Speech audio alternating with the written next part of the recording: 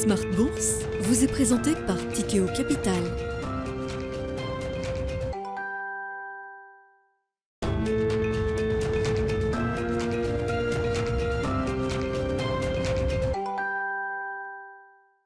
C'est reparti pour Smart Bourse, votre double dose quotidienne de marché en direct sur Bismart. Chaque jour à la mi-journée, 12h30, 13h. Et en fin d'après-midi, la grande édition pendant une heure à partir de 17h en direct, rediffusée à 20h sur Bismart TV. Émission que vous retrouvez chaque jour en replay sur bismart.fr et en podcast sur l'ensemble de vos plateformes. Au sommaire de cette édition ce soir, une séance de pause pour les actions européennes, notamment les actions européennes qui ont connu un démarrage de cette année 2023 tonitruant, rappelons-le, puisqu'on a vu le CAC 40 et les autres indices européens gagner plus de 5% en quelques séances seulement. Séance de pause qui apparaît donc légitime au regard de la dynamique solide, puissante qu'on a pu constater sur les marchés ces derniers jours. Petite baisse à l'arrivée pour les actions européennes, mais un CAC 40 qui s'équilibre autour de 6875 points en cette fin de séance. Vous aurez les infos clés, le détail de cette séance dans un instant avec Alix Nguyen. Pas de statistiques majeures aujourd'hui à l'agenda. En attendant jeudi, l'inflation américaine pour le mois de décembre qui sera le point d'orgue statistique de cette semaine sur les marchés. En revanche, un message de service qui a été largement relayé, le message de service de Goldman Sachs qui annule purement et simplement la récession qui était prévue en zone euro pour cette année 2023 avec un relèvement des prévisions chez Goldman Sachs qui n'est pas passé inaperçu, évidemment au regard du poids que représente la banque d'affaires dans la psychologie de marché, dans la psychologie, chez la psychologie des investisseurs. Moins 0,1%, c'était la prévision initiale de Goldman Sachs pour la croissance européenne sur l'ensemble de cette année 2023, révisée donc à plus 0,6% désormais, avec une succession de trimestres positifs qui permettent donc à Goldman Sachs d'appeler le fait qu'il n'y aura pas de récession cette année en zone euro. Au-delà des prévisions de Goldman Sachs, l'idée est quand même de soutenir qu'il y a un risque positif qui s'est matérialisé sur l'économie de la zone euro depuis quelques mois notamment, avec la disparition, l'effacement de la crise énergétique pour cet hiver, mais peut-être également pour l'hiver prochain. Discussion à suivre avec nos invités de Planète Marché sur cette question notamment de la résilience de l'activité économique en zone euro particulièrement dans quelques instants. Et puis dans le dernier quart d'heure de Smart Bourse, nous nous focaliserons sur un segment de marché qui n'a pas vraiment profité d'un réel rebond ou d'un réel rattrapage, contrairement aux grands indices et aux grandes valeurs cotées, le segment des petites et moyennes capitalisations boursières, avec un écart de performance et un écart de valorisation qui reste quand même historiquement élevé par rapport au large cap. Nous évoquerons la question des small et mid cap à partir de 17h45, spécifiquement avec le directeur général adjoint de Portzamparc, Vincent Le San, qui sera avec nous en visioconférence.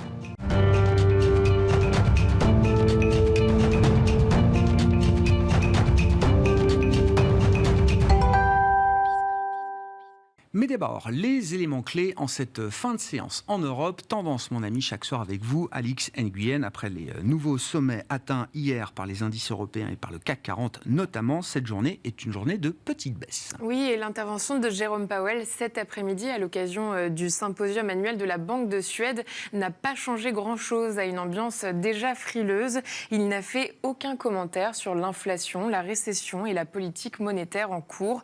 Pour rappel, le discours de Jérôme Powell intervient après les commentaires de la présidente de la Fed de San Francisco, Mary Daly, et de son homologue de l'antenne d'Atlanta, Raphaël Bostic. Hier, les deux responsables ont estimé que la Fed devrait porter ses taux d'intérêt au-delà des 5% et les maintenir à ce niveau pendant encore un certain temps. À noter que dans 2 jours seront publiés les chiffres de l'inflation de décembre aux États-Unis. Du côté de l'actualité des entreprises, on peut retenir cette alliance entre Renault et Punch dans les moteurs diesel. Oui, Renault et le motoriste belgeo-italien annoncent la signature d'un partenariat dans le développement de moteurs diesel pour les véhicules utilitaires légers. La production sera basée à l'usine Renault de Cléon en Normandie et devrait commencer d'ici 2 ans. Ce partenariat pourrait également servir de base à une collaboration future dans les moteurs fonctionnant à l'hydrogène. Le titre Renault est en nette progression. Et puis, toujours en Europe, Le titre Euronav connaît la plus forte baisse du jour parmi les grandes valeurs européennes. À Bruxelles, l'action du transporteur maritime de pétrole chutait de plus de 18% au cours de la séance, soit la plus forte baisse de ce mardi au sein du stock 600 des plus grandes valeurs européennes. La famille Saveris, qui détient 25% du capital, s'oppose en effet à l'offre d'échange de titres proposée par Frontline. Demain, pas d'événements majeurs en vue pour les marchés. Ils évolueront toujours dans l'attente des chiffres de l'inflation américaine. On surveillera tout de même l'évolution de la balance des paiements au troisième trimestre dans la zone euro, avant les stocks hebdomadaires de pétrole du département de l'énergie américain à 16h30. Tendance, mon ami, chaque soir, en direct à 17h, les infos clés de marché avec Alix Nguyen dans Smart Bourse sur Bismart.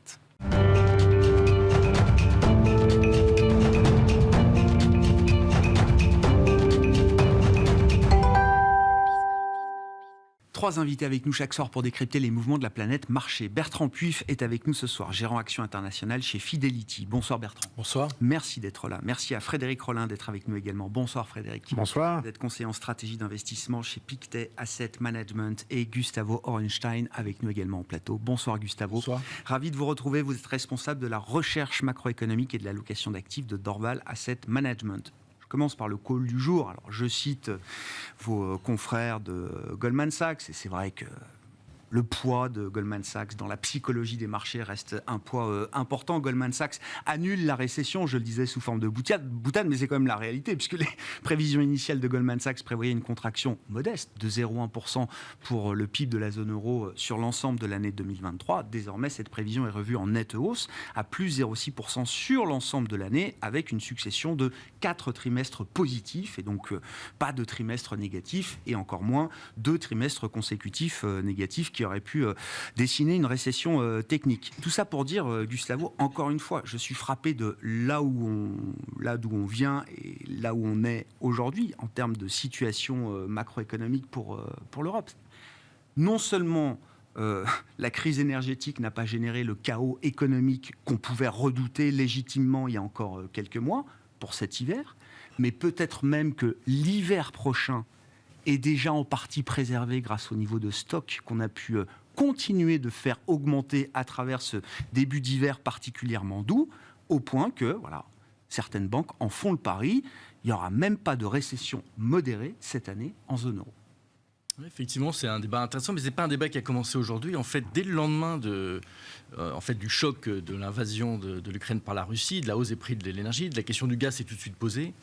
Il y avait déjà à ce moment-là des débats entre économistes. Et il y a un papier notamment, je crois, qui émanait du Conseil d'analyse économique, qui avait sorti des prévisions justement d'effets en cas de suppression totale du gaz russe, qui montrait finalement, alors c'était quand même une contraction me semble-t-il, mais était extrêmement légère. Il y avait beaucoup de débats parce que des économistes allemands qui faisaient le même exercice mettaient un effondrement complètement du PIB. -5, -7. Je me souviens très bien de ce genre de scénario du pire en Allemagne qu'on avait en tête. La différence entre les deux, c'était pas qu'ils avaient prévu qu'il allait faire beau temps, c'est simplement l'élasticité de l'activité par rapport à la fourniture de gaz.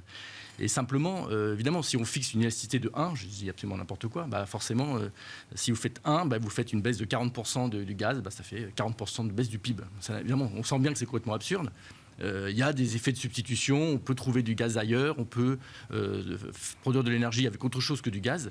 Et c'est vraiment autour de cette capacité d'adaptation du système productif européen que je pense que c'est fait l'enjeu. Et justement, ce papier du CAE mentionnait des effets beaucoup plus petits parce qu'il y avait des effets de substitution importants dans l'économie. Bon, je pense simplement que la réalité, c'est que le papier du CAE a été beaucoup plus juste que celui des économistes allemands. Et voilà, il y a une résilience forte, une capacité d'adaptation dans l'économie, surtout des économies riches. Et développé comme en Europe, et ce qui a permis finalement d'absorber ce choc. Ce qui ne veut pas dire que c'est facile, ce qui ne veut pas dire que l'Europe va bien. Je crois d'ailleurs que ce n'est pas non plus ce que dirait Goldman Sachs. C'est simplement que le pire des scénarios n'étant pas là, forcément c'est positif. Cette histoire de dérivée seconde est très importante évidemment, et notamment sur les marchés financiers. C'est un point intéressant, mais si ce papier du Conseil d'analyse économique a vu juste, c'est pas parce qu'il avait prédit la douceur de la météo au cours de ce début d'hiver. Il y a ce facteur supplémentaire qui est un facteur chance, on peut le dire comme ça, ou malchance d'ailleurs, du point de vue du dérèglement climatique, peut-être, je n'en sais rien, mais en tout cas, c'est un facteur positif de ce point de vue-là. Mais ce n'est pas le seul facteur qui explique qu'on arrive à surmonter cette crise énergétique, que les entreprises et les industries arrivent à surmonter cette crise énergétique aujourd'hui, Gustavo. Non, tout à fait. Il y a eu plusieurs choses. Bon, l'adaptation, par exemple, les terminaux de gaz liquide, là, je me souviens au moment où tout ça, alors, il n'y en avait pas en Allemagne. Hein, et donc, au départ, les spécialistes disaient qu'il faudrait 3-4 ans pour en fabriquer un. Bon, il semblerait qu'ils en ont fait 2 en l'espace de quelques mois. Et donc, on admirait les Chinois qui étaient capables de faire des hôpitaux en une semaine. On était capable de faire des terminaux LNG en quelques mois. Donc ça peut aller beaucoup plus vite que ce qu'on imaginait. Et donc l'adaptation a été beaucoup plus rapide. Ceci étant, cet été, il y a quand même eu un rush énorme, vraiment une lutte énorme, et ça s'est vu sur les marchés, une lutte énorme pour importer le plus possible de gaz liquéfié sur les marchés internationaux, ce qui explique la forte hausse de cours de cette matière première. Et en même temps, le fait qu'aujourd'hui, effectivement, les stocks sont pleins. Si le risque énergétique, qui était encore une fois il y a quelques mois le principal risque économique pour la zone euro, est un risque qui s'est considérablement atténué, comme tout le monde le constate aujourd'hui, Gustavo, quel est alors le principal risque économique pour la zone euro en 2023 ? Parce que je ne veux évidemment pas laisser croire qu'on est parti sur un chemin facile pour autant. Non, ça reste un chemin difficile parce que les prix effectivement d'énergie ont quand même monté et vont continuer d'augmenter. Que dans beaucoup de pays, la France est l'exemple, beaucoup de pays européens, mais les boucliers tarifaires vont plutôt se réduire. Donc il y a bien y avoir des hausses de prix et donc ça, il va falloir les absorber. Donc forcément, ça va avoir un coût, mais qui reste simplement gérable. Mais je dirais le côté sombre de cette histoire, c'est que ce qui empêchait quelque part jusque-là, ou ce qui a un peu retardé la hausse des taux de la Banque Centrale Européenne, c'est justement le fait qu'il y avait des risques de récession, qu'il y avait une peur très forte d'un choc très violent sur la croissance. Bon, si ce choc s'éloigne, ça libère beaucoup plus évidemment la Banque Centrale Européenne pour continuer à monter ses taux d'intérêt. Or, elle est assez en retard quand même par rapport aux autres banques centrales, par rapport à la Réserve fédérale américaine et même par rapport au niveau d'inflation tel qu'il est aujourd'hui. Donc là, forcément, on a devant nous ces hausses de taux. Je ne pense pas qu'elles soient dramatiques, mais en tout cas, elles sont plus élevées, plus importantes que ce qui était anticipé jusque-là. Et ça représente un risque de coût économique pour la zone euro à un certain stade. À un certain stade, mais encore une fois, je pense qu'on en est loin.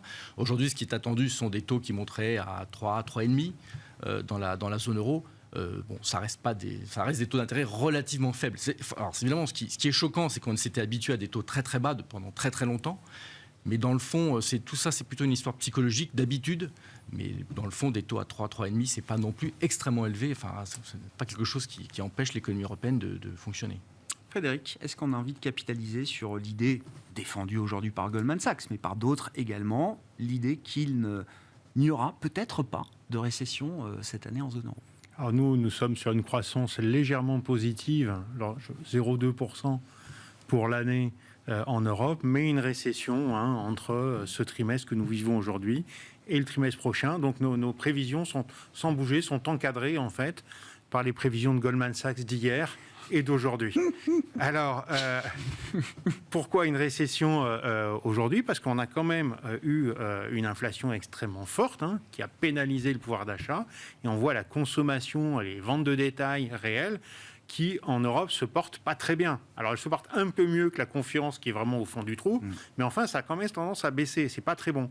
Et puis, par ailleurs, la hausse des taux fait que les indicateurs immobiliers sont quand même assez mauvais en Europe. Aujourd'hui, les indicateurs avancés de la construction sont très, très médiocres. Donc, tout ça plaide plutôt pour une croissance zéro ou négative en Europe. Après, ça remonte après pour nous. Pourquoi ? Parce qu'effectivement, on a évité le pire.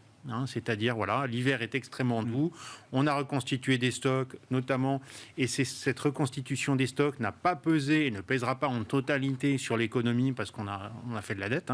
On a acheté une partie, je dirais, à crédit, donc ça va être répercuté progressivement, mais je dirais avec intelligence. Donc ça va permettre à l'économie européenne de repartir doucement. Donc oui, une récession assez probable maintenant, et puis une croissance qui va repartir. Alors maintenant, que doit regarder le marché ? Que doit regarder la BCE ? Nous, ce qu'on pense, c'est que l'inflation va baisser assez rapidement. On est sur une inflation décembre en 2023 à peine supérieure à 2%. Donc voilà, parce que l'Europe n'a pas une nature inflationniste, faut pas oublier ça. C'est-à-dire que l'inflation a du mal à s'installer en Europe, et puis on aura quand même une croissance économique extrêmement médiocre. Donc tout ça va baisser, puis en plus, voilà, avec la stabilisation des prix de l'énergie, même la baisse, on aura des effets de base qui vont être absolument énormes.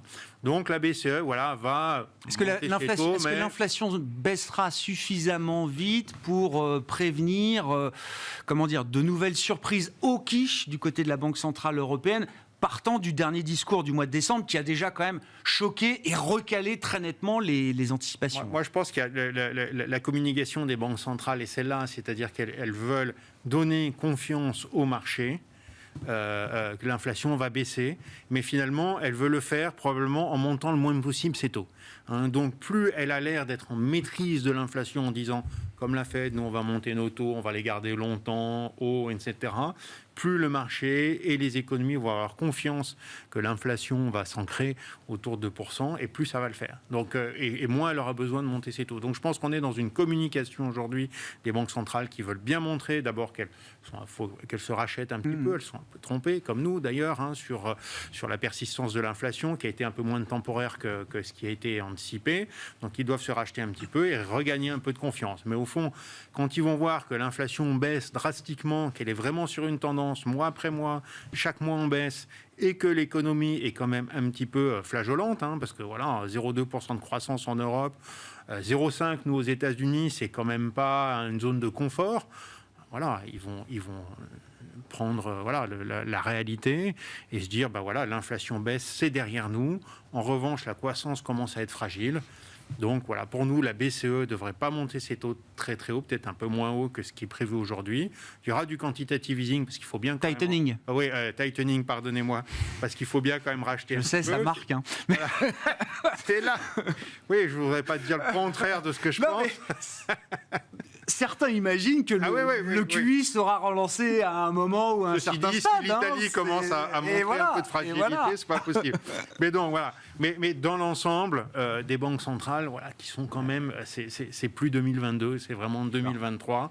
On change de monde. On a une inflation qui montait, des banques centrales en panique. On a une inflation qui baisse, des banques centrales qui reprennent confiance. C'est un monde qui est totalement différent. Bon.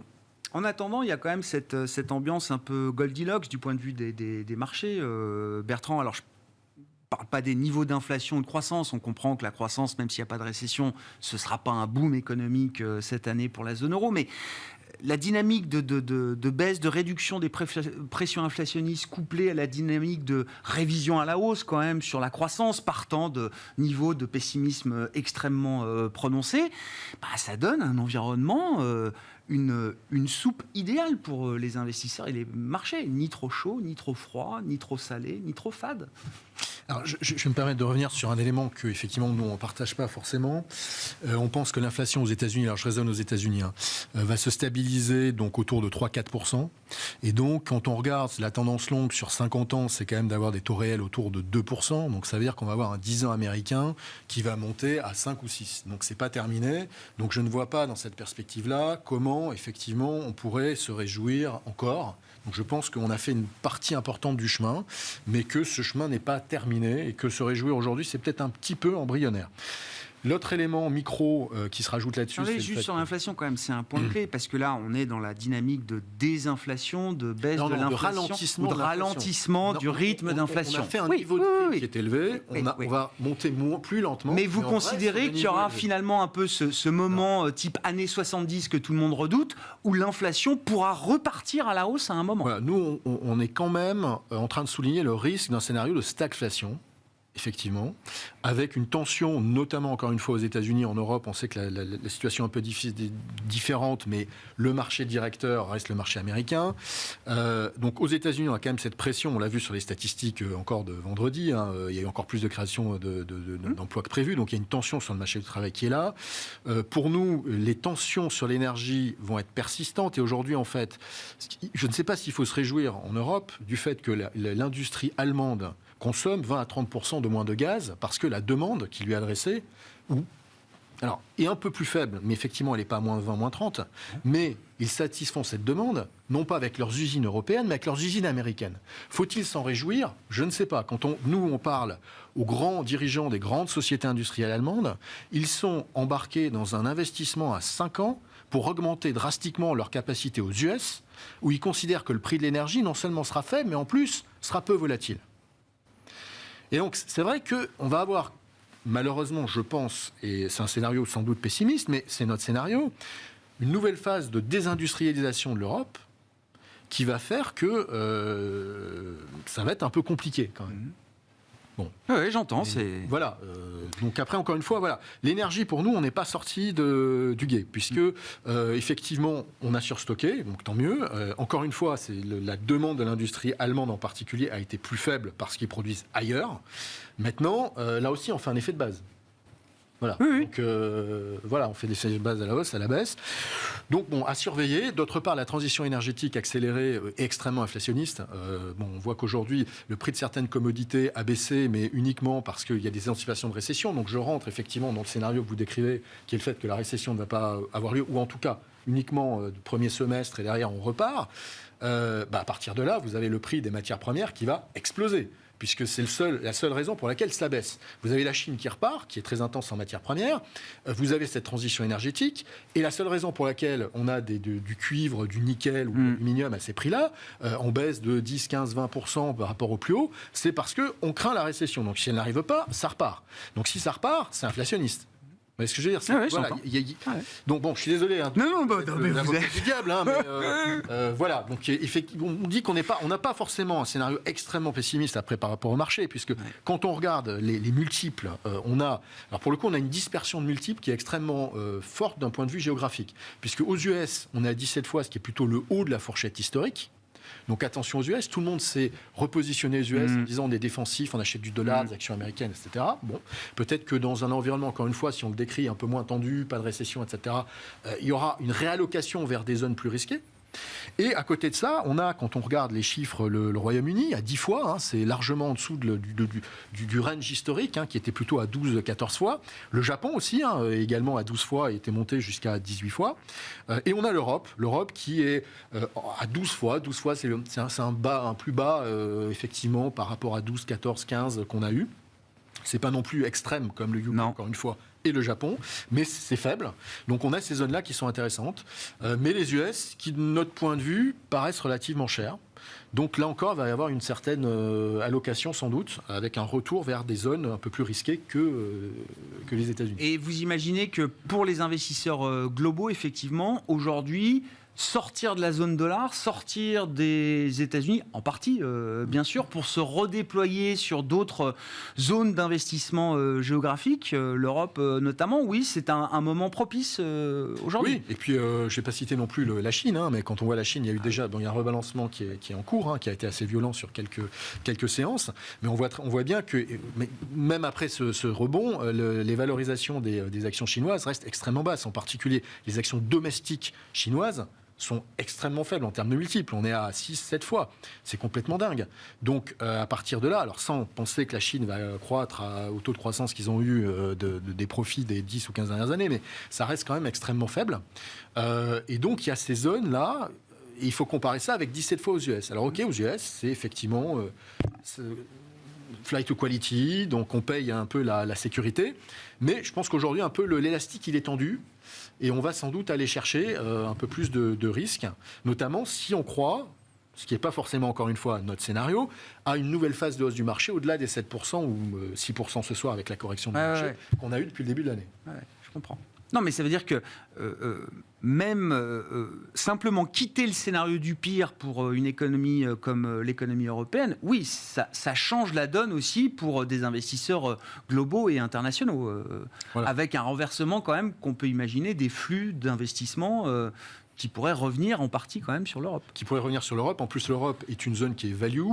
On sait que la value, encore une fois, même si les taux, imaginons, ce n'est pas notre scénario, puisqu'on pense que les taux, vous l'avez compris, vont continuer à monter, mais les taux longs, mais même si les taux longs s'arrêtaient et se stabilisaient aux US, imaginons à 4%, ce serait quand même encore, il y aurait suffisamment, de notre point de vue, de fuel pour continuer à ce rebalancement vers la value.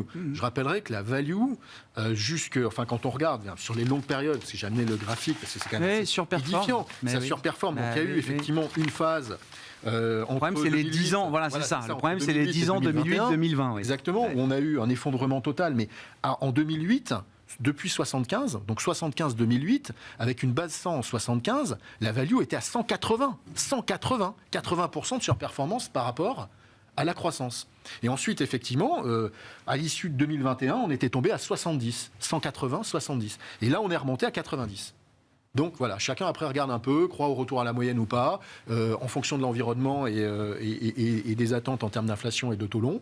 Voilà, nous on pense que ce rebalancement, on a fait la première étape, et il y a sans doute une deuxième jambe qui peut être encore plus violente que la première, parce que la repondération des portefeuilles, elle a été quand même à la marge vers la value, largement à la marge, notamment parce que les financières, les gens craignaient en se disant, oh là là, si on va avoir une récession, on va avoir les créances douteuses qui vont exploser, donc on ne joue pas les financières pour cette raison-là, mais encore une fois, si on est dans ce scénario Goldilocks, c'est super, à partir de là, il faut acheter des banques, mais like crazy, comme on dit.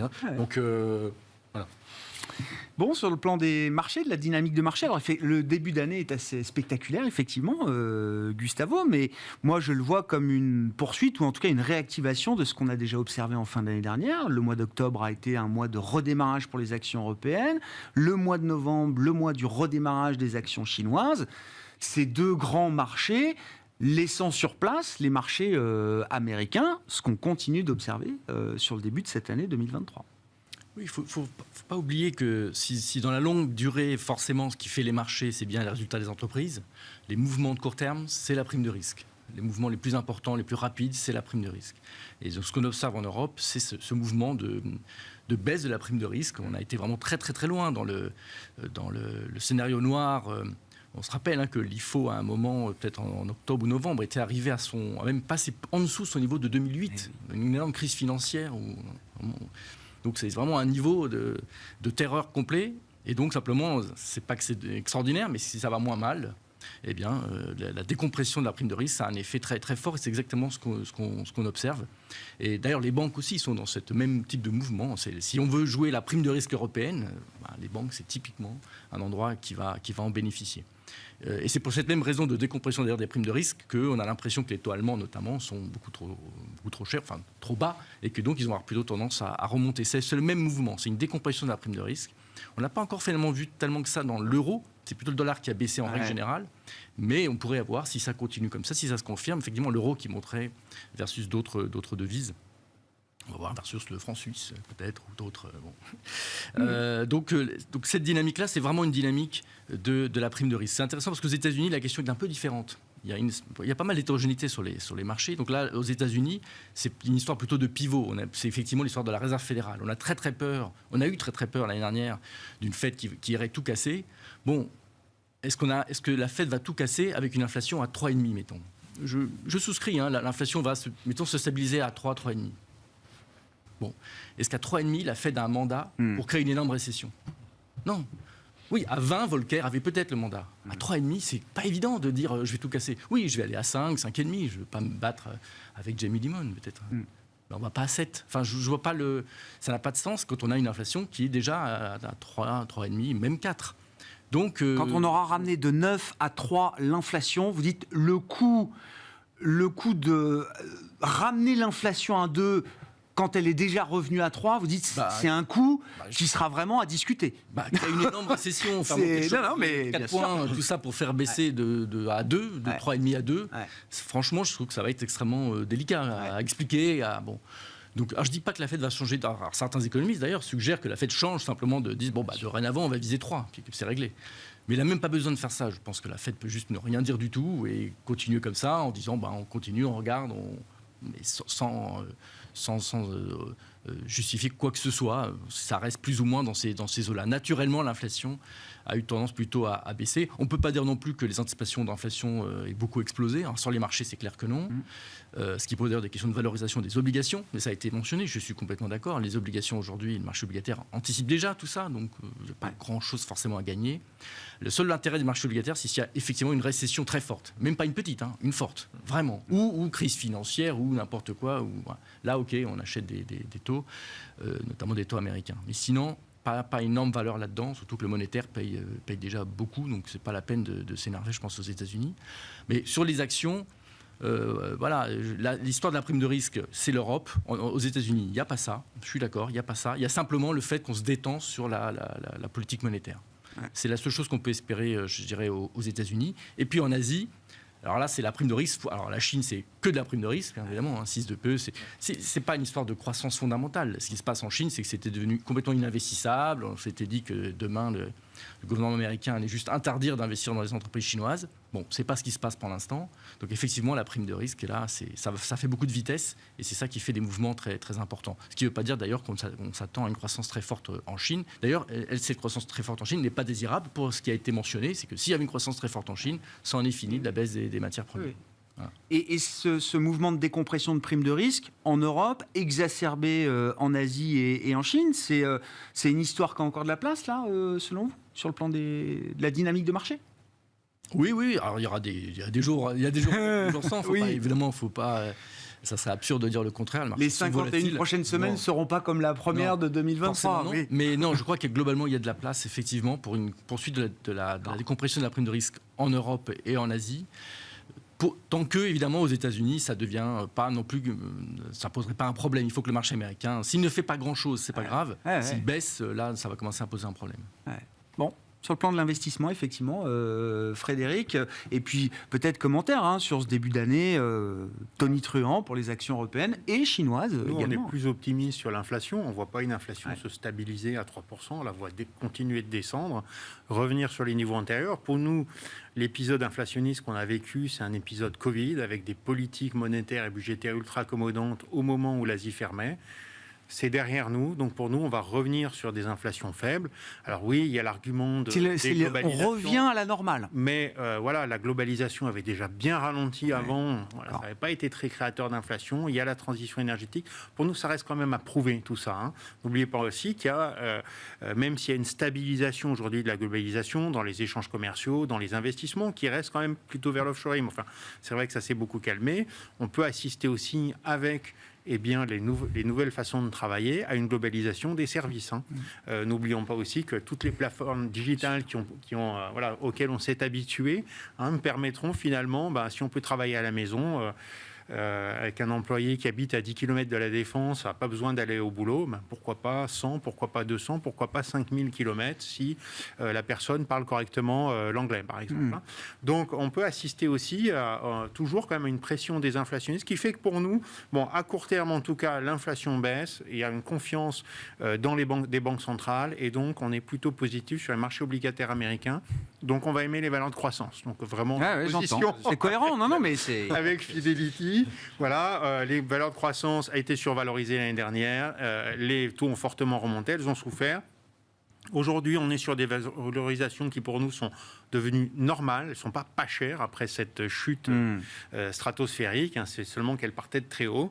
Mais voilà, les taux rebaissent et on peut regarder la croissance. Et il y a vraiment des très, très belles valeurs de croissance auxquelles on peut s'intéresser, que ce soit dans la santé, dans les technologies, dans les énergies propres. Donc voilà. Et puis, je dirais qu'Europe, États-Unis, on a eu l'expansion des multiples, le retour de la confiance. Maintenant, on va voir les bénéfices. Et dans une période de croissance où en Europe, on part d'une croissance supérieure à 3%, probablement en 2022, pour avoisiner les 0, allez, même 0,6%, je vous l'accorde, en 2023, c'est une chute des bénéfices. Et donc ça, pour nous, c'est pas encore pris en compte par le marché. Donc nous, on va plutôt se tourner vers les actions chinoises, sur lesquelles on est positif à 5 ans, positif à 1 an, positif à 3 mois. La Chine est en train de réouvrir. Alors évidemment, l'épidémie est en train de se propager à grande vitesse. Mais même si c'est un coût humain, évidemment, à déplorer, population plutôt âgée, peu et mal vaccinée, un système de santé, des hôpitaux qui ont beaucoup progressé ces 10 dernières années ou 15 dernières années, mais enfin, on n'est pas au niveau là de l'Europe et des États-Unis, donc ça va avoir un coût humain important. Mais je dirais, plus l'épidémie se propage rapidement, plus l'immunité sera acquise rapidement et plus rapidement l'économie chinoise pourra repartir. On a vu déjà quelques statistiques. Alors c'est vraiment des statistiques un peu fragiles de reprise, par exemple, du trafic dans le métro des grandes villes chinoises après une chute. Peut-être la peur, tout simplement, d'être contaminé. C'est en train de reprendre. On va avoir probablement une explosion de cette épidémie au moment de la nouvelle année, vers la fin du mois de février. Et pour nous, derrière, ça y est, l'économie chinoise est en train de rouvrir. C'est vraiment un événement majeur. C'est peut-être aussi ce qui explique en partie quand même la remontée des marchés actions, et pas seulement asiatiques. C'est en train de rouvrir. L'Europe peut en bénéficier, j'imagine, quand même. L'économie européenne, il y a des valeurs du luxe qui vont être contentes quand même que le consommateur chinois puisse sortir de chez lui et se remettre à consommer. On a en plus des autorités réglementaires qui s'assouplissent. Il y a eu, par exemple, sur les plateformes de jeux, il y a eu beaucoup d'autorisations de licences. Donc, même Li Keqiang, donc le Premier ministre sortant, a dit que finalement l'économie de plateforme apportait du positif à l'économie chinoise. Magnifique. Et puis, voilà, selon des sources bien informées, et c'est donc là, en général, c'est très probable, parce que quand ça paraît dans certains journaux, on sait que on n'est pas très loin de la vérité. Les fameuses lignes rouges que ne doivent pas traverser les promoteurs en cas d'endettement, ils étaient bien loin en plus déjà, pour être relaxés. En tout cas, ils pourront avoir plus de temps.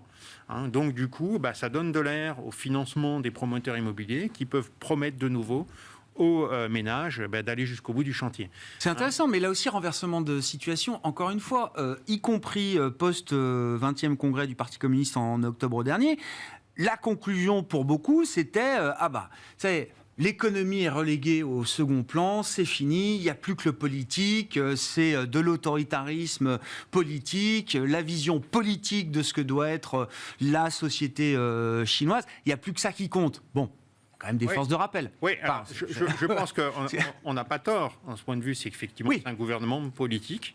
Voilà, c'est la politique qui prime d'ailleurs partout, la politique prime, mais je dirais là d'une façon plus autoritaire.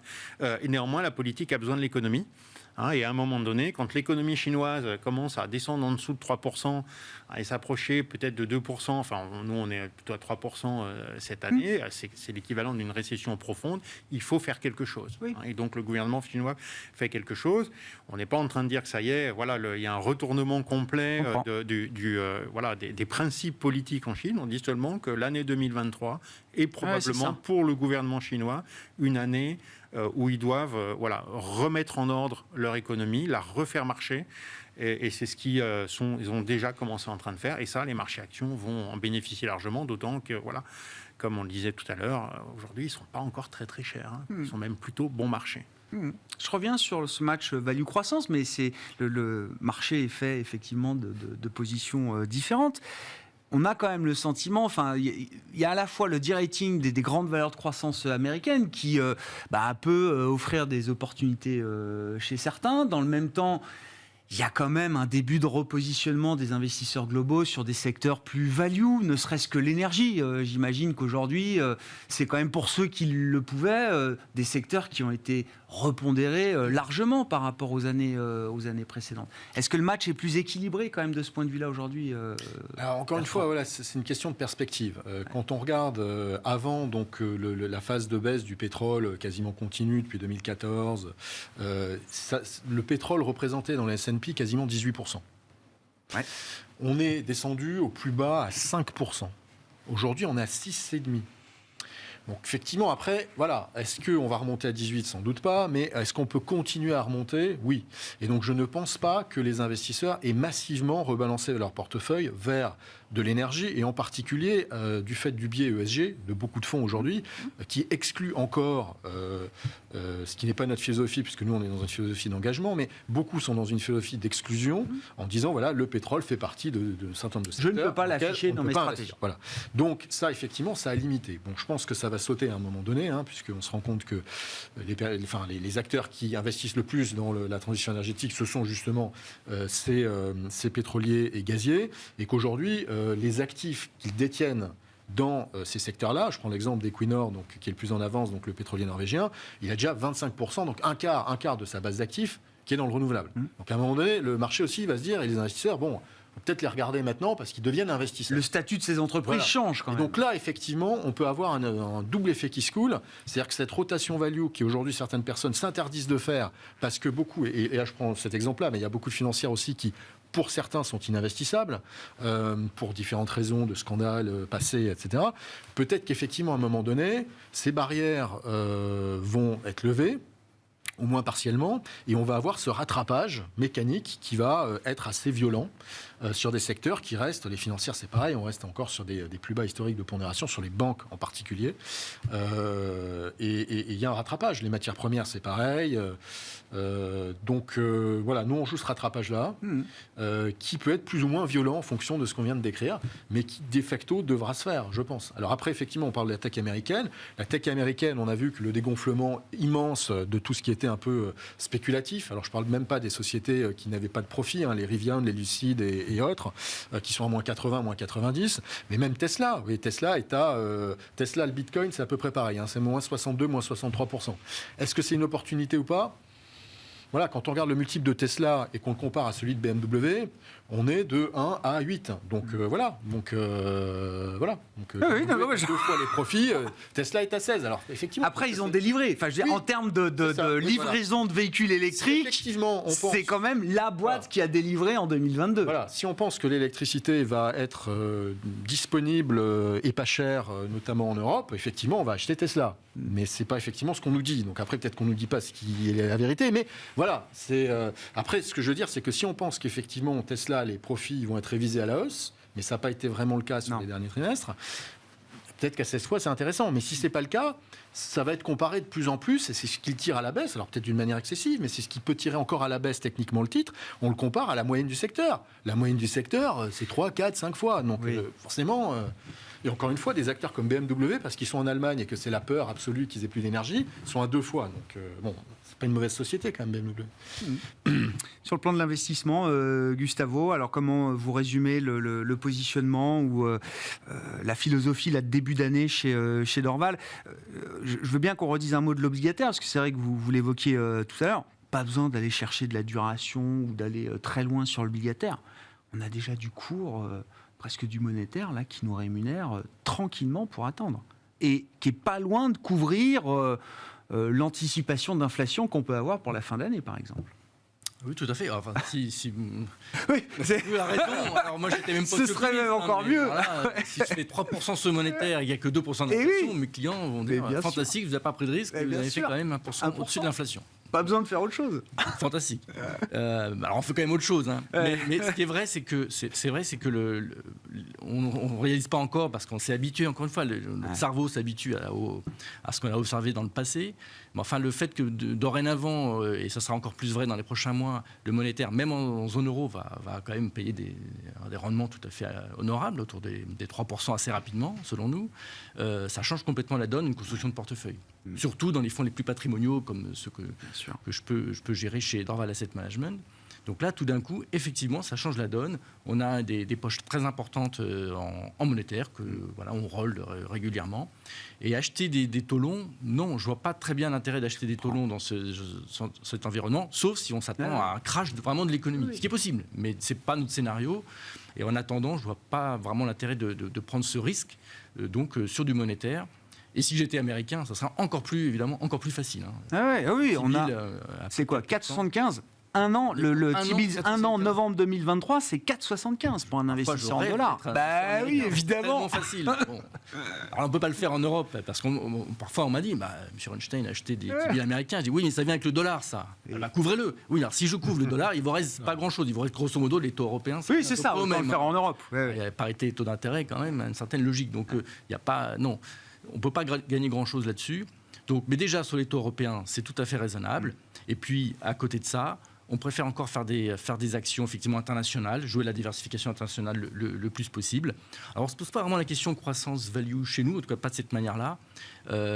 Nous avons un univers qui est équipondéré, ce qui fait que naturellement on est plutôt sous-pondéré en valeurs de croissance qui sont des méga caps américaines. Et on en a, enfin j'ai autant d'Apple que de BNP, quoi. Donc vous voyez, ça fait un mélange, voilà. Mais on se pose pas forcément la question, est-ce que je veux plus ça que ça? C'est juste équipondéré. Et donc un univers beaucoup plus large et diversifié d'actions internationales. Voilà. Donc monétaire, actions internationales, et on commence l'année bien investie, même si notre idée c'est que si c'est une bonne année, c'est une bonne année plutôt au début de l'année, parce qu'en fait, on en a discuté tout à l'heure, je pense que c'est aussi intéressant à avoir en tête, c'est que le scénario négatif, c'est pas la récession. La récession, il y a un côté assez positif en réalité, parce que la récession, on redémarre, ça repart. Oui. Et hop. on a de la visibilité devant nous. Et ça aide la désinflation. Et ça aide la désinflation, là, définitivement, 2%. C'était une pièce maîtresse du plan, de la stratégie désinflationniste. C'est une vraie stagflation aux États-Unis. Ouais. Et la raison pour laquelle on ne croit pas à ça, c'est qu'on ne croit pas à ce fonctionnement des entreprises américaines. Si les entreprises américaines sentent que vraiment la demande n'est plus là, elles vont licencier massivement. Et là, les prix s'effondrent, direct. Les salaires, c'est fini tout ça. Vous dites l'idée stagflationniste ne peut pas être une idée finalement éternelle, entre guillemets. Pas aux États-Unis. Ouais. Enfin, pas aux États-Unis. Alors, des années 70, je dis pas, avec des indexations et tout ce que vous voulez. Et la Great Society. Mais on n'y est pas du tout. C'est pas du tout les États-Unis que j'observe. Ce que j'observe, c'est au moindre frémissement, ça va licencier. La tech, c'est déjà l'exemple, ça licencie déjà. Et vous voyez, c'est... Elles vont vite retrouver ce genre de réflexe, vous pensez? Mieux semble. Donc, j'ai d'autres parties. Ce qui fait que de tous les scénarios, la stagflation, ça ne nous semble pas le plus probable. Par contre, juste pour terminer, la résilience, le fait que l'économie réaccélère à un moment, ça, c'est possible. Surtout si la désinflation est rapide, la croissance va réaccélérer. Et là, que fait la Fed, que font les taux?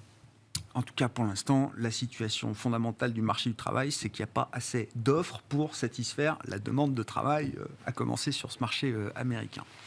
Merci beaucoup, messieurs. Merci d'avoir été les invités de Planète Marché ce soir. Frédéric Rollin, Pictet Asset Management, Gustave Orenstein, Dorval Asset Management et Bertrand Puif, Fidelity, étaient nos invités en plateau.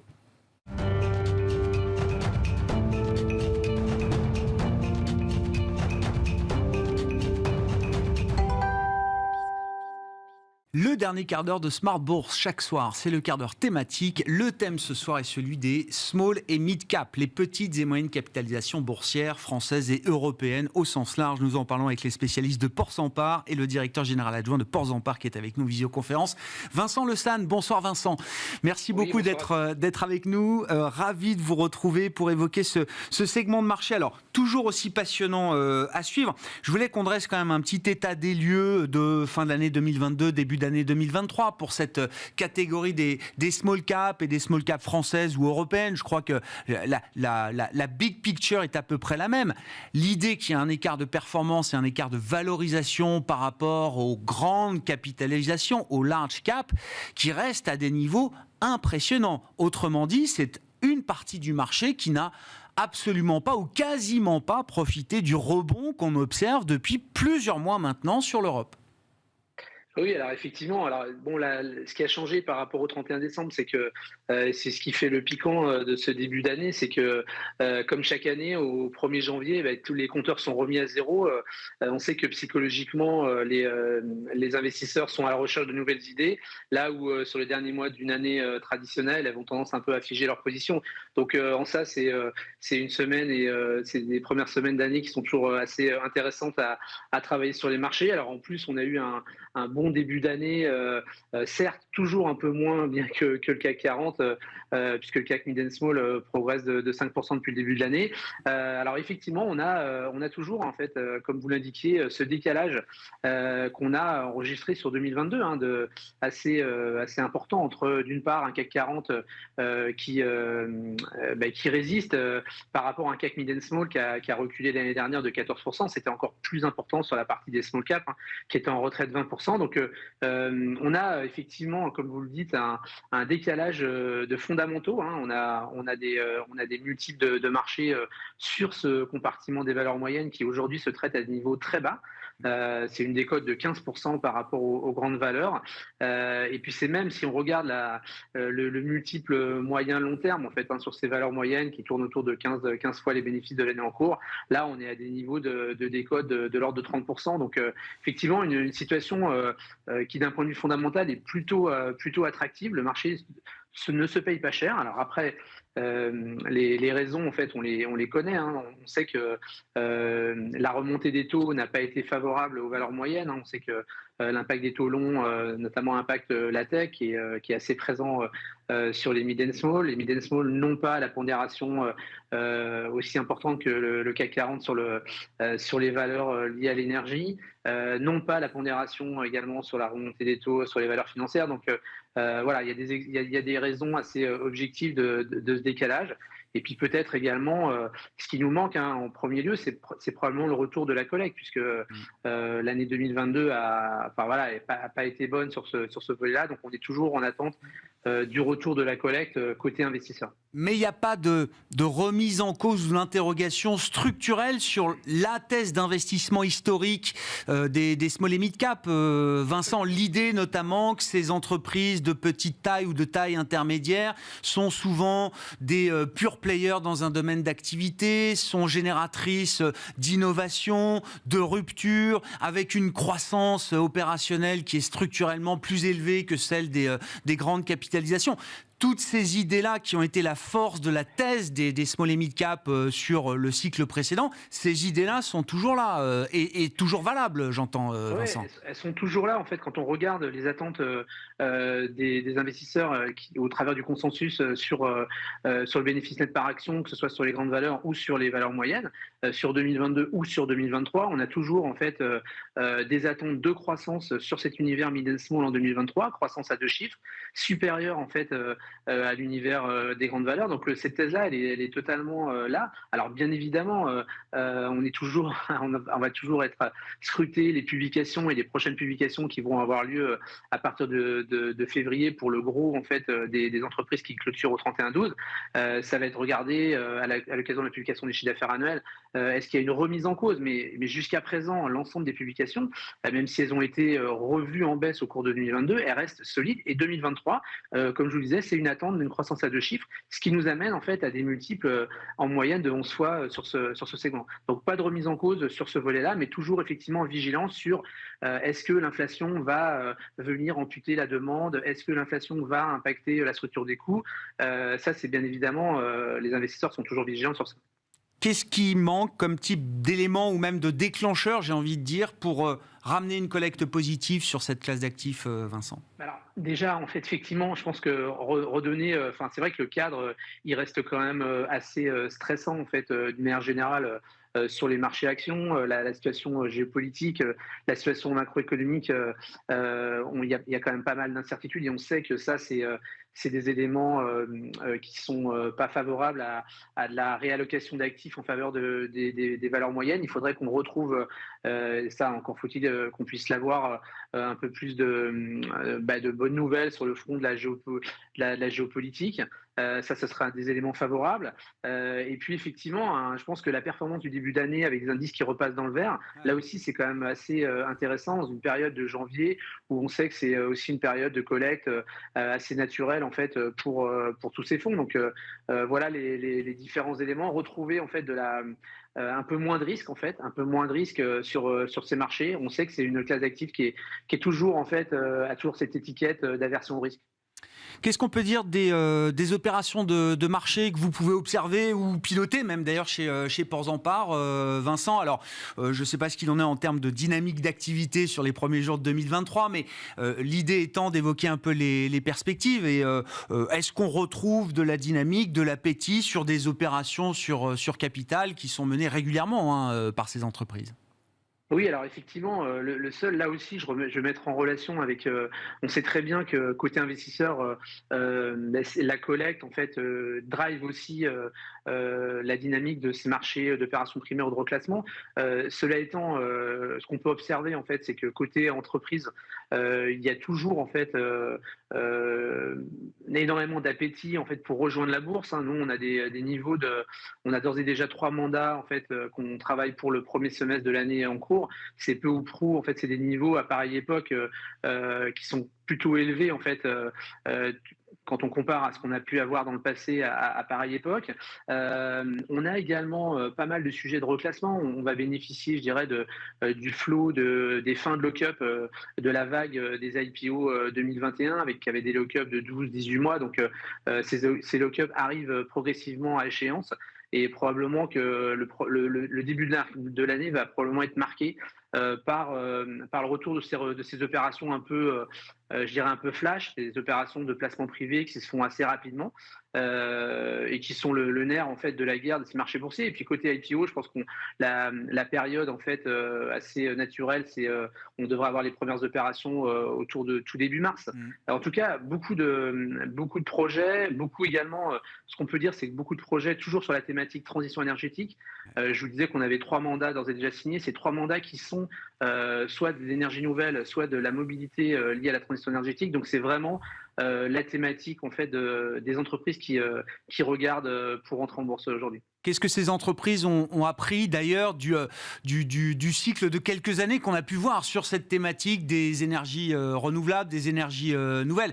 Il y a eu ce phénomène de bulle verte, fortement corrigé évidemment avec le choc de taux et le choc de taux réel. Est-ce que ce sont des leçons effectivement intéressantes? Parce qu'on comprend bien que cette thématique, elle va être pourvoyeuse de nouvelles sociétés et de nouvelles sociétés cotées en bourse demain, on l'espère bien sûr. Oui, parce qu'il y a beaucoup, en fait, la période que l'on vit, en fait, elle ouvre énormément d'opportunités à de nouveaux acteurs. On sait que la France a du retard, en fait, quant à la production d'énergie nouvelle. Donc, il y a toute une classe de nouveaux acteurs qui sont positionnés, en fait, sur ces nouvelles énergies et qui vont arriver sur le marché. Souvent, en fait, quand on regarde ces opérations, c'est pour déployer des process. Donc, ça veut dire beaucoup d'opérations qui sont là pour financer du CAPEX. Donc, c'est à nouveau, en fait, la typologie des opérations qu'on va amener sur les marchés dans les prochaines semaines. Et puis après, effectivement, la problématique de ces entreprises-là, c'est que souvent, elles ont un horizon long quant à l'atteinte du break-even pour la plupart d'entre elles. Donc, il faut gérer, en fait, le news flow. Le marché est toujours appétant à avoir des informations régulières, et notamment dans les premières années. C'est là le gros enjeu de ces entreprises-là, c'est d'arriver en fait à avoir des sociétés qui soient en mesure de délivrer du news flow régulièrement et pas laisser les investisseurs plusieurs trimestres, voire plusieurs semestres sans réelle dynamique. C'est un peu ce que les enseignements qu'on a pu tirer des opérations des dernières années. Merci beaucoup Vincent, merci pour votre éclairage précieux sur ce segment des petites et moyennes capitalisations boursières parisiennes, en l'occurrence Vincent Le San qui était avec nous en visioconférence, directeur général adjoint de Ports-en-Par. Voilà pour cette émission Smart Bourse ce soir. On se retrouve évidemment demain dès 12h30 en direct sur Bismart.